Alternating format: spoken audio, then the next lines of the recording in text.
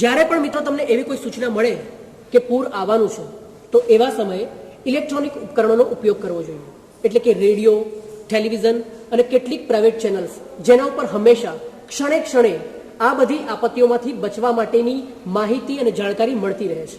અને બીજી વાત, એવી કેટલીક ઇમરજન્સી સર્વિસીસ જેમ કે ફાયર બ્રિગેડનો નંબર છે 101, પોલીસ કંટ્રોલ રૂમનો નંબર છે 100 અને જિલ્લા કંટ્રોલ રૂમનો નંબર છે 1077. હવે ધારો કે પૂર આવી ગયું છે અને તમારા ઘરની અંદર પાણી ભરાઈ ગયું છે, એ પાણીનો નિકાલ કરવા માટે હંમેશા પંપનો જ ઉપયોગ કરવાનો.